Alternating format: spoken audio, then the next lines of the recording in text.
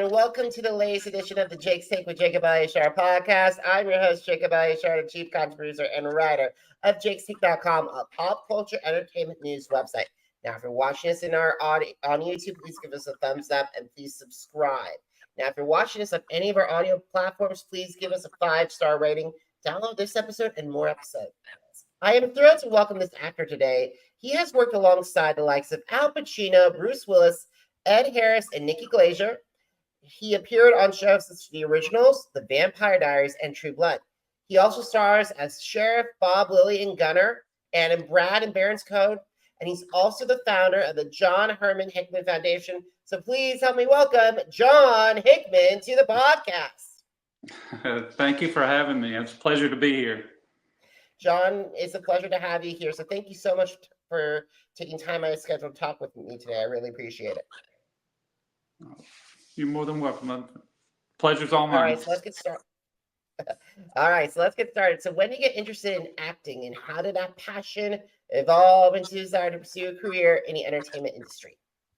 Well, I had always been interested in it as growing up, but I grew up in a really, really small town, very, very small town. There were not any opportunities for to study it in school and things like that.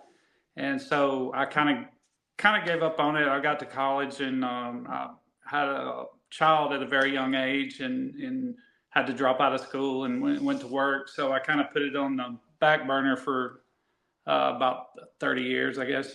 I was working in California on the selling chicken, actually. And the Alan Ball, the creator of the show True Blood on HBO, donated a featured walk-on role at this charity auction I was at. I bid on it and got on the show. That's how it started. It's amazing how that charity walk-on turned out for a career for you. Yeah, it's crazy. It usually doesn't work out like that, but I just got really, really lucky. And I retired at age 40 and started to do it full time. That's incredible. So, alrighty. So during one of your earlier roles, you had a chance encounter with the iconic Oscar-winning actor Al Pacino. Could you describe how this on-set meeting with Mr. Pacino changed your life to my audience? Well, he actually saved my life, if you want to be direct about it. I had developed a pretty bad drinking problem years ago, and it just progressively got worse.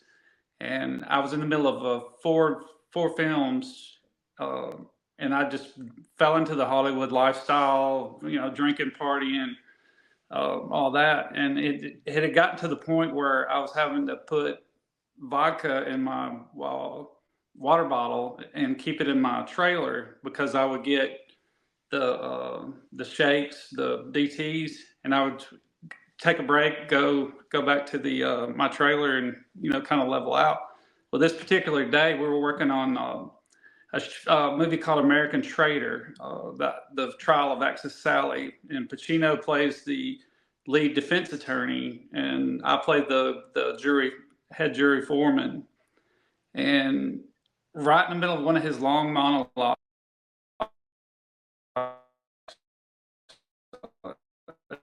him work every day was one of the greatest thrills ever. But this particular day, the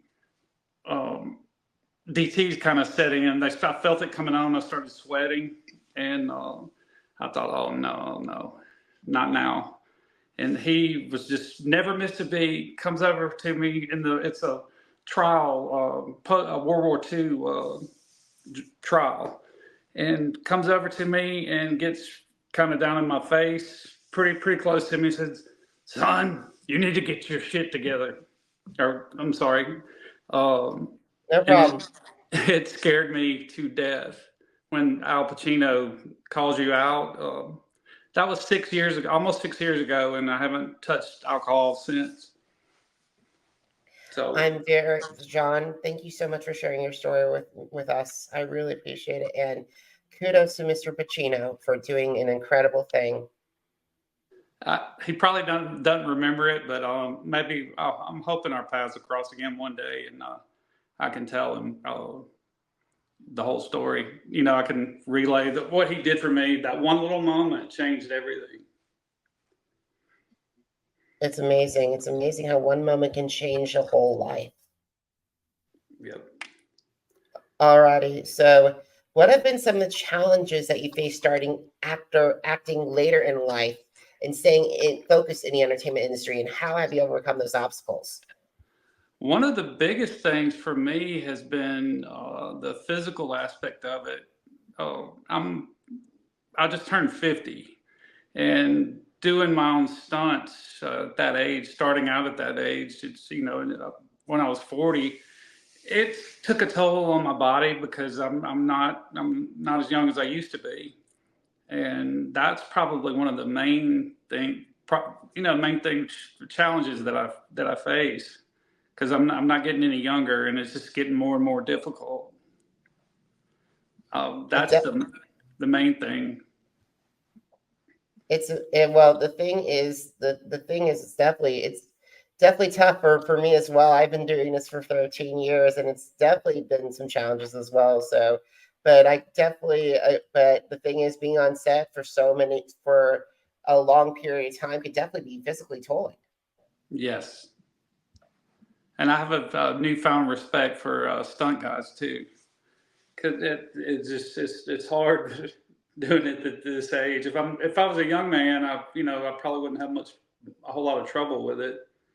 But I mean, I've been set on fire. I've been uh, hit with a crowbar by accident, and it's rough. Oh wow, John, I got to say that's just shocking. It's pretty wild, pretty wild. I didn't know that I had a claustrophobia until I started. I had to do a movie where I had a lot of prosthetics, and it took several hours to get all that on, and I started panicking at one point, and I never knew would have that phobia, and it's a real thing. So I try not to. I try to stay away from heavy prosthetics, but sometimes it's not it's unavoidable. Absolutely. And I admit, I definitely have claustrophobia as well. When there's a lot of people in my fitness classes as well, I definitely can feel it when when there are big events like comic convention, like pop culture comic book conventions and everything. It's definitely a little bit like, oh boy. Yeah, for real. It's just going to have to pay really well to go through that again. Absolutely. So, in addition to working with Mr. Pacino, you've also worked alongside the likes of Bruce Willis, Ed Harris, James Franco, Nikki Glaser, and Pierce Brosnan. So, what were some of the lessons that you learned from your co-stars to help you grow as an actor? Well, the working with Pierce was really, really cool because it was when I first started out, and it's I learned a lot from him. He's very, very humble. He's just a very nice guy. But I did learn a valuable lesson. We were shooting IT over in Ireland, and that was a valuable lesson I learned. Never to try go drink for drink with an Irishman. It's not going to work out very well. I mean, we've been filming for like 10 hours, and then he invited me to go have a drink, and that drink turned into another one, and that was pretty. And he wasn't even phased. I was crawling on the floor basically at 3 o'clock in the morning, and he was like totally fine. He wouldn't even know he'd been drinking. But that was believe me, valuable. I will never ever do a drink off with anybody. The only drink off I will ever accept is a water, and that's basically it. Yeah, I might can chug a Diet Coke every now and then, but that's about my limit. That's the hard stuff for me is Diet Coke. Absolutely. The thing is with me, we can talk caffeine all day. I'm a huge I'm a cold brew coffee fan. Yeah, I like that too. All right, so we got to start talking. We got to get back into our conversation. So, in addition to True Blood, you also had the opportunity to appear on the originals and the Vampire Diaries. So, what's different from being on an action?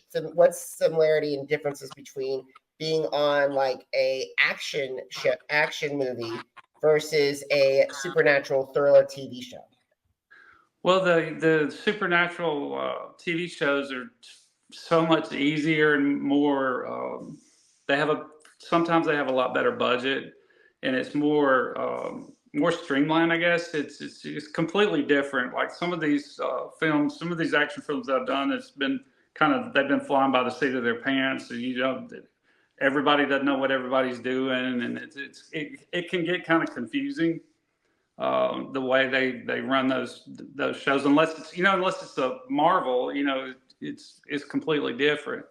But I really, really liked working on the Vampire Diaries, and I did one episode of the originals, and that catapulted me into the Vampire Diaries. I had answered a casting call for werewolves over in Georgia, and my only experience was being a werewolf on True Blood. So I applied and got it, and met a lot of the Julie Plec, which is the creator. She and I kind of had become pretty good friends, and I told her that I really, really wanted to try to get on the Vampire Diaries, and she kind of figured something out. Because at that time I was the oldest guy on the show, I think. And my daughter was really, really, that was her favorite show at the time. And I was trying to impress her is what I was trying to do, that, get it on her favorite show. And I did 3 episodes of that. And I got to be on the final, I was in the final episode, which was kind of cool. I gotta say that's pretty cool. That's pretty cool, because to be on your daughter's favorite show it means a lot. Like if my folks appeared on America's Got Talent or something like that, I'd be so thrilled. But like it feels like a lot when I go back and read stuff when I'm covering Masked Singer, and like when they met in the post exit when you're unmasked, that being on their trial, that was their favorite show. And like hearing something like from you, John, about how you appeared on your daughter's favorite show, I bet she said Dad of the Year times 5,000. Actually, this whole celebrity thing, she really it doesn't really impress her for some reason. And it aggravated her because her sorority, when she was in college, her sorority sisters, when I would go to an event, they would only want to talk about the Vampire Diaries. But I tried to impress her, it didn't really work too much. She's been impressed on a couple of things, but not. It takes a lot to impress her. All right, lesson noted: when eventually, if I have the opportunity to become a parent, don't do your best. If you see your favorite child's favorite show, don't try to be on it, because you could get mobbed. Yeah. It's crazy. And then in February, I'm going to be a granddad. And I was a single parent most of my daughter's life. So that's it's a little crazy, but I'm really excited. It's going to be a little boy. Congratulations, John. Thank you. Congratulations. All righty. So earlier this year, you had the opportunity to share the screen with Luke Hemsworth and a pretty big movie icon, Mr. Morgan Freeman, in their film Gunner. So when did you hear about this film? Dimitri, the director, I'd worked with him on jiu-jitsu with Nicolas Cage over in Cyprus. We filmed the whole summer over in Cyprus, and he and I got pretty close, and he started telling me about this project. And he said, I've written this role that I really want you to do. I had you in mind when I wrote it. He said you could kill it. It's totally you. And we got it worked out, and they were filming about 30 minutes from my house. So the whole thing filmed in Alabama. And I had worked with Luke before on Westworld and a movie called Crypto and River Runs Red. So I knew him, not real well, but he knew who I was, and we had a good relationship. And Morgan was just amazing. I got to spend a lot of time with him, just he and I just talking, and it's almost unreal. That guy's just done so much. But Luke did really well in this movie. He did all of his own stunts. I didn't have to do any stunts in this one, thank God. But he and I were our characters. My character, Sheriff Bob Lilly, is the local sheriff, and he and Luke's character have a past. They've been friends for a while, and it comes down to Sheriff Bob: is he going to do the right thing or not? He's going to risk his career, or is he going, just to do the right thing? Absolutely, absolutely. That sounds like very exciting. And also, in addition to that, you also have another movie that's getting ready to be released. It's Barron. It's Evan Ari Coleman's Barron's Cove. It will be starring. You are co-starring with Garrett Hovland, Hamish Linklater, and Brittany Snow. So, what attracted you to this film? And can you talk about the character of Brad? It's really not a very big role. You only see Brad a couple of times. It was right before I got it in right before the strike, and the director and I wanted to work with Garrett, and it was just seemed like I read the script. It was a great project. It's very intriguing, all aspects of it, and it was filming in Connecticut, and it just worked out where I could be up there and I did all my scenes in one day, so it wasn't that big a deal. But it's a really good movie. Mandalay Pictures is putting it out, and I got to see it an early copy, and it's really good. It's just a good movie. I'm proud to have my name attached to that movie. I want everybody to see it. It's probably one of the best movies. My mom told me it was the best movie that I'd ever been involved in. So we'll see. Hopefully everybody will get to see it. That's amazing. I'll make sure to look for it when it comes out. All right. So in addition to acting, you also are very philanthropic as you founded the John Hickman Foundation in 2011. So could you describe this foundation to my audience? Well, it started out, we had a tornado here in my city in Tuscaloosa in 2011 that wiped out a good portion of the city. And I have a family business here, and 30 of our employees, their families lost everything. And we were trying to figure out a way to help them specifically. And we came up with setting up a foundation to help fund them to get their lives back, have a house, things like that, and just simple things that we kind of take for granted. And after that, it turned into we're real big on.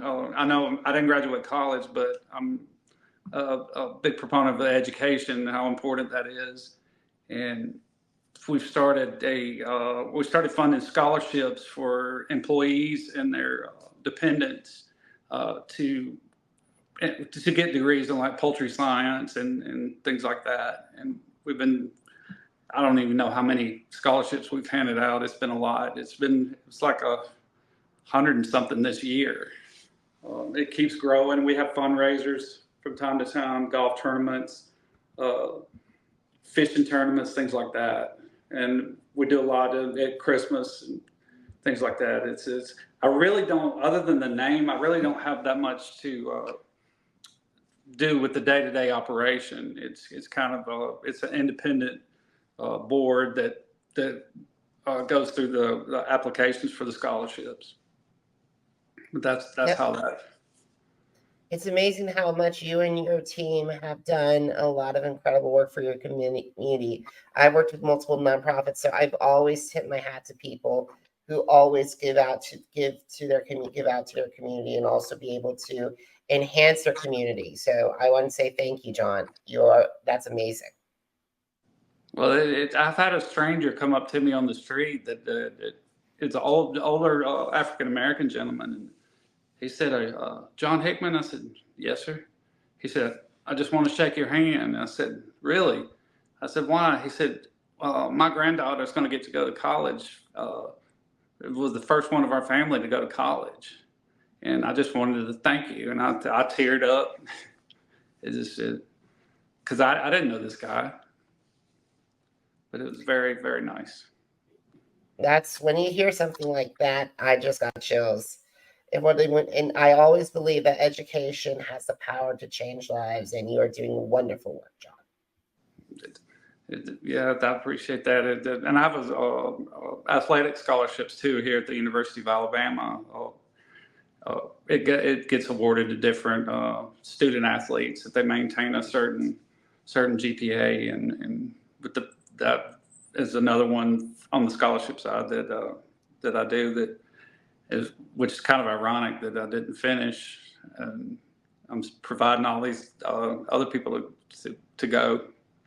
But I've always been brought up, if you do well for yourself, you got to help people when you can. It's important. 100%, 100%, 1,000%. All right. So last question. Are you ready? Yes. All righty. Where can my audiences find Gunner, and where can they find information regarding the John Herman Hickman Foundation? Gunner is currently on Fandango, Amazon Prime. It's not on Hulu or Netflix yet. It'll probably go to their, because Warner Brothers distributed it. It'll probably go to Max. I don't know that. I'm just guessing that will be the end home for Gunner. And as far as the foundation goes, our corporate website, picofoods.com, I think they have a link to it on there.